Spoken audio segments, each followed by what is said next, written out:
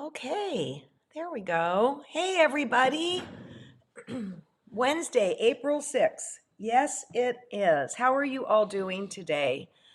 Monday, we had a little bit of a glitch getting on. Not going to point any fingers or anything, but it's all there if you want to go watch. We did a lot of teaching on Monday. Yes, we did. And today is a potpourri of different things. So here we go. I see Linda, top on list. Okay, and I want to check one other thing before we get going too much here. Yeah, we're good. Today we have, hey Margot, we have a potpourri of stuff, okay? We have tips sent in by Karen Marston.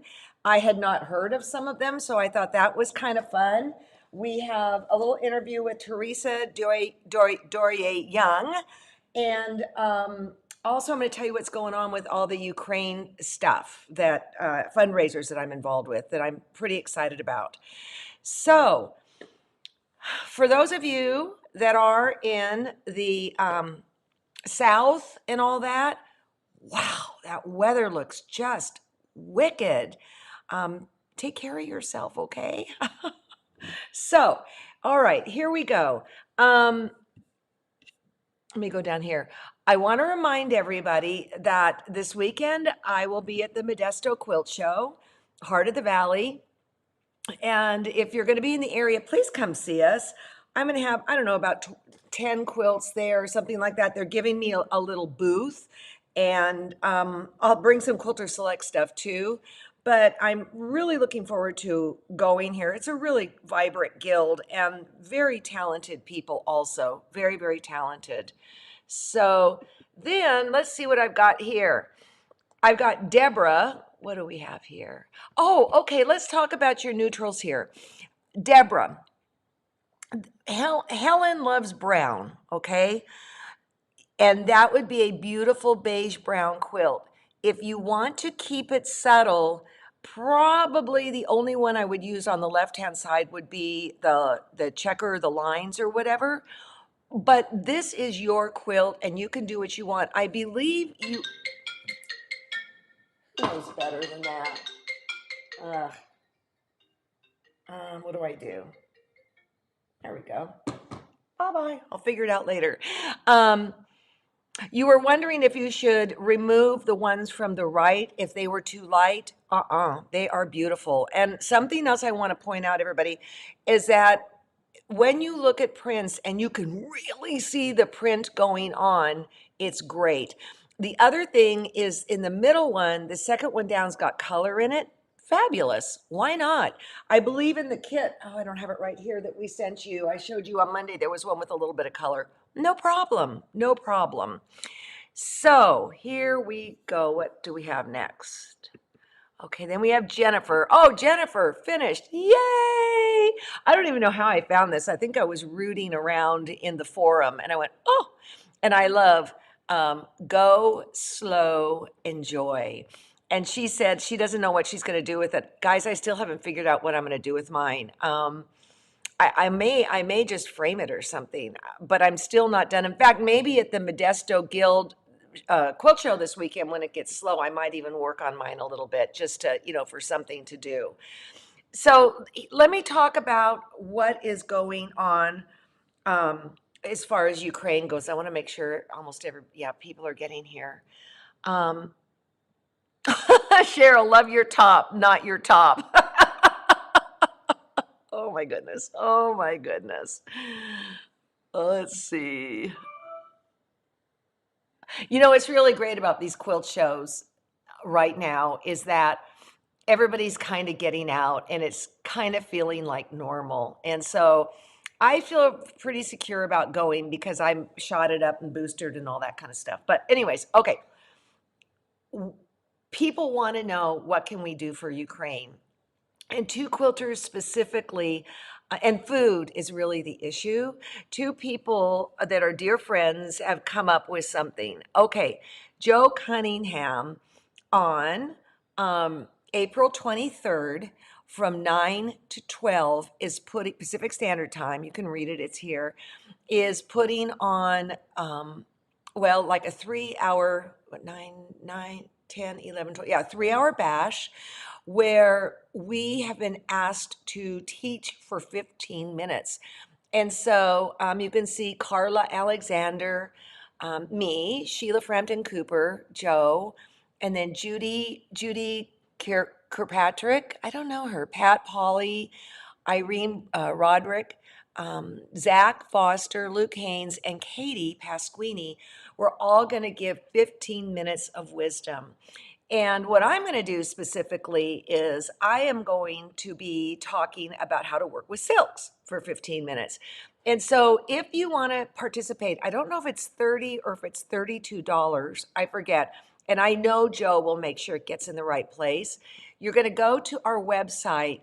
In the search function, type in Ukraine, and then go to the blog area, and there's quilts that have to do with Ukraine on the left. On the right, go to the blog, click that tab, and it will take you to where you need to go. Now, what you need to know is that I believe he has a limited amount of people that he can take in based on whatever service he did. And this is how rumors get started. I think he said 1,000 people, and he's already over 500. So I think it's a good way to help to get food to Ukraine. And I'm not promising that's what he's doing, but I'm pretty sure that was tossed about. And not 100% though. And learn while you're at it I think he's gotten quite a diverse group of people. I mean, I'm going to be hanging out there, even though I'm going to be presenting. And again, I'll be doing something on silk. Okay, speaking of silk, Patricia Bolton is putting together something, and it's handmade for Ukraine.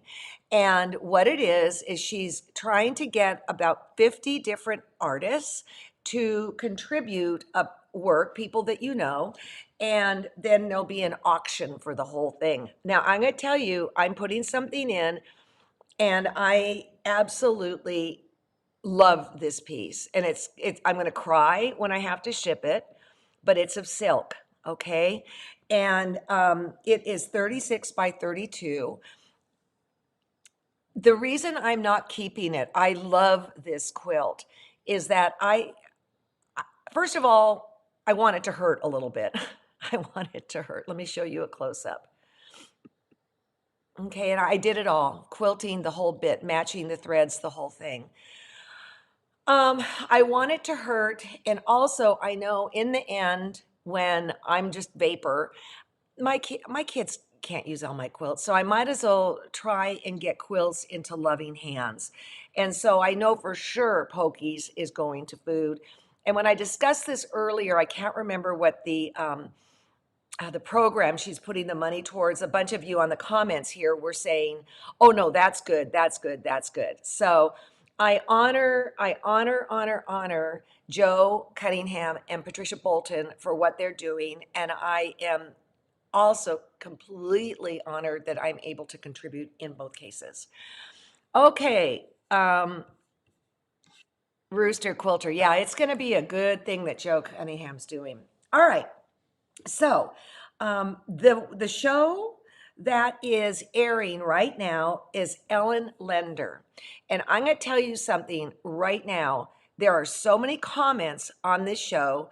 John was watching it and going, this is a really good show. And I remember taping it, walking away going, wow. Well, let's take a look, see at the trailer, and then I'll tell you a little bit more about it, okay? Wait, here we go. On the next Quilt Show, we're spending an entire hour with the adventure quilter Ellen Lindner, and boy does she have some amazing ideas to get your creative juices flowing. I teach a class called Design Your Own Nature Quilt, and my students get such great results that I want to show you a couple of them. Ellen has taught others how to fly planes for decades, and now she's teaching traditional quilters who want to take off in the direction of art quilting to have safe and successful landings. See how to draw inspiration from a photo. or learn the value of focal points and balance. The pink is almost weightless, just doesn't show up at all. So once we know how much weight they have, then we're gonna start moving them around to make things balanced. Plus, Ellen's got sticky fingers. See her glued fabric collage technique. Are you ready to soar with the Adventure Quilter? Earn your art quilt wings with Ellen Lidner. On the next Quilt Show. Yeah, I can see that a bunch of you are putting in the comments that you loved that show. It was so good. Okay, because she broke down things in a way that I hadn't thought about them and really simplified the process. I think even with that little trailer, it looks a little complicated. It's not. And we found her on the Quilt Connection, the Global Quilt Connection. We would not have stumbled. Our paths would not have crossed. I believe she's out of Florida, and just wow, that's all I'm going to say. So that show is the show that's premiering right now. And then Sunday we'll have a new one. Of course, when you're a member, you can go and watch it, whenever you want. But I really want to draw attention to this show so that it just doesn't slip by you, okay? So here we go.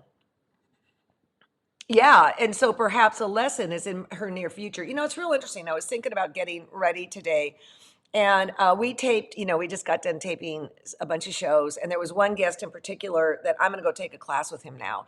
And it's not going to be cheap, but I look at what we are exposed here at TQS and what we're able to get right in our own homes. We are so lucky for that. Okay. And Teresa's saying, watch it. Yes, watch it, okay?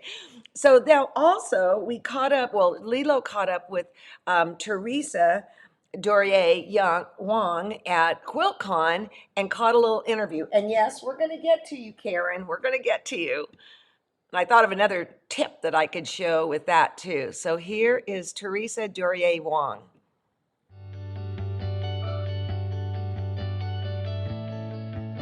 Well, we are here at QuiltCon with Teresa Duryea Wong, and amazing to be here. Yes. How many years has it been since we've been at a quilt show?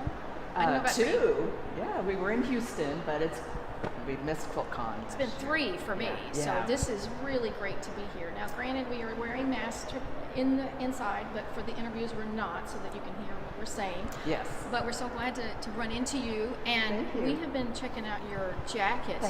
Tell us about this fabulous jacket. Yeah, I made it. So it is a pattern. I bought the pattern for the coat from Megan Nielsen Designs, but the patchwork is my own design, but it is inspired by one of my favorite Japanese artists, Yoshiko Jinzenji. And so she made a quilt that is similar to this backing that I made. And so her quilt inspired the patchwork for this quilt coat. And you've got it running down the arms. We've been checking out all the clothing while we're here. Yes, all pieced. And it's been very popular. I'm getting stopped every couple of minutes asking about the coat, so it's quite fun. Oh, that's great. But besides the coat and walking around and looking great, what are you doing here? Are you just coming for the show, looking at the quilts? What's going on? I am giving 2 lectures. So I have a lecture this afternoon called Hello Modern Art Meet Antique Quilts. It's kind of about the New York School of Art, modern art, and antique quilt history. I'm also giving a lecture on Sunday on the Social Justice Sewing Academy Remembrance Project, and that's I'm doing that lecture with Sarah Trail, the 2 of us. And I also have 3 quilts in the show. I know. So first show in 2 years, and you've got 3 quilts in. Yes. So which is tell like us about those. Proof to just keep trying and keep trying, because I've entered 4 times and never gotten in. So now I have these 3 quilts here at this particular show. So I'm super excited to go inside and see them. Oh yeah, absolutely. And so what are the categories that you've entered? I entered 2 in the pieced category, and they're very improvisational. Each of them have about 3,000 pieces, little tiny pieces in them. That's where all that time that we had at home came in really handy, because you weren't doing anything. True. And then I have another one that's a round applique quilt that is a Say Their Names quilt.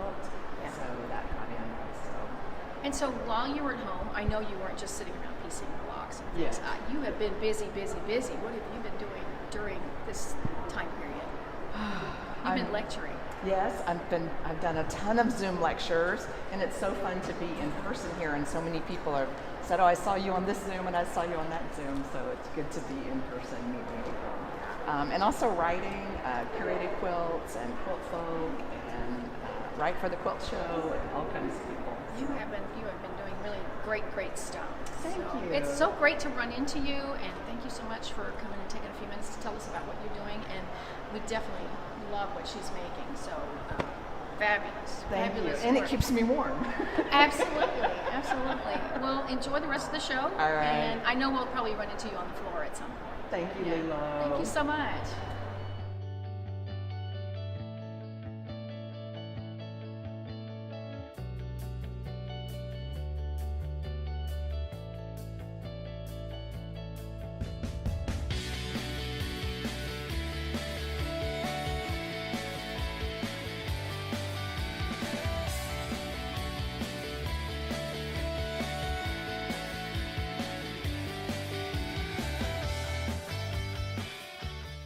I have to tell you, Mary Kay and Lilo had a really good time at QuiltCon. I want to say a couple things. We did just tape a show with Teresa, and those two quilts were on set. They are spectacular, just spectacular. Also, I forget what the numbers are, but I remember Mary Kay and I were talking about this. To get your quilt into QuiltCon is like it's the hardest show to get into because so many people enter. So congratulations, from none to 3. That's pretty flippin' awesome. So, okay, here we go. I'm going to go through Karen's top tips that she sent me. And I don't think there's a couple I had not heard of, and I thought this is worthy of sharing with you guys, okay? And then I want to show you one other thing I didn't think to tell you on Monday.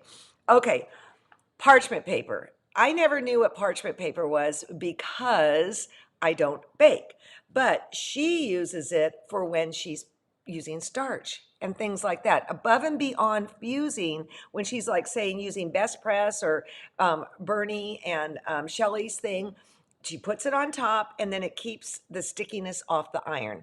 I'm gonna have to try that one. I'm not convinced on that one. Just saying, Karen. Just saying. Okay, single hole throat plate. You know, you put in your single hole throat plate and then it's time to do zigzag or whatever, and you forget to change the throat plate. Now, into the wide one.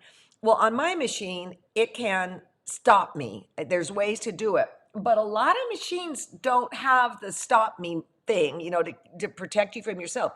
She suggested, and I really like this, take your blue painter's tape and put it on top of the decorative stitches that you might be punching to. And then to change the throat plate and perhaps even the presser foot. I thought that was pretty clever. And I mean, this stuff is really benign. It's not going to leave any marks. You could also use washi tape or something like that. But in other words, when you go to touch that, it will stop you and from yourself. Okay. Okay, so Connie says the parchment paper works great on her iron. Yay. Okay. I'm going to come to this last one. Okay, this one I thought I'm going to skip one and I'm going to come back to it. This one I've never heard before. It makes complete sense to me. For dry iron, when you're dry iron pressing, and I would even think if you were steaming too, press in the same direction as the grain. So don't go cross bias. And I thought, and that saves distortion. I've not thought about that. So, this is the great thing about the sport of quilting, Okay, things you keep learning. The other one, she said, and I had to play with this, okay? I had to play with this.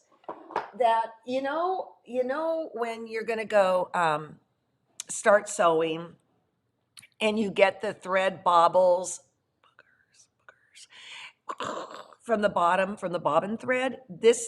Here's two ways that you can avoid that. The first one is hers, okay? So what she suggests you do, okay, there, is, where did the thing go that I was gonna sew? Oh, fabulous. Oh, here it is. Well, why does this happen every time, you guys? Oh, there it is. Okay, when you go to sew, she says, bring up the bobbin thread. I'm going to read this right because bring up the bobbin thread and pull towards me before I start stitching. So I'm going to pull it towards me. In other words, get it up so it's not down in the hole there. I put hand lotion on before, so it's all. Eesh. Okay, so bring it up. She said, pull it to the right. Well, I'm going to pull it to the left.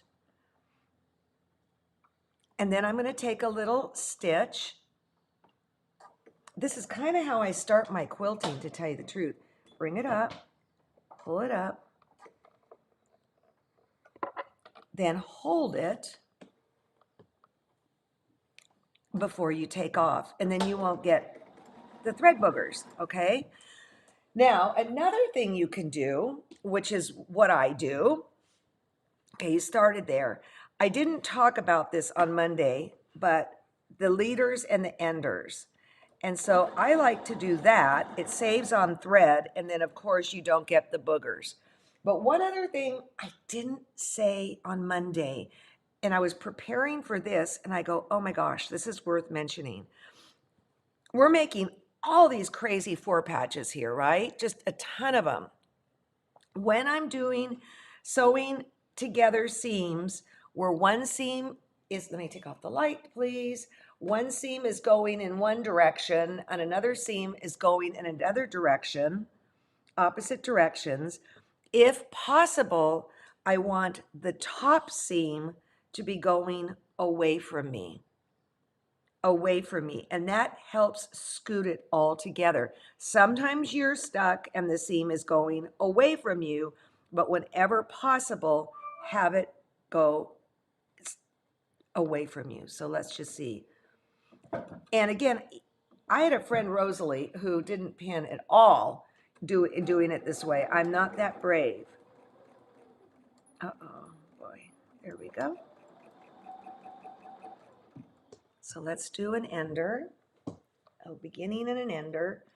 You know, Bonnie, our scrap girl Bonnie, she always does leaders and enders with half square triangles so that then she has a bunch of, look at this mess here. She has a bunch of little half square triangles that she can use down the road. So I think that's kind of smart. Let's see how this worked. Yeah, yay. And again, I'm going to twirl the seams like I did the other day. Just by breaking it. And there you go. So I honestly thought that these tips were good. They were really good. The one that really caught my eye the most was the dry iron or ironing, and then the single hole throat plate warning that you can do here. So yeah, so Nancy says, what I just showed was it pushes the seams into each other and it helps prevent flipped seams. That's exactly right.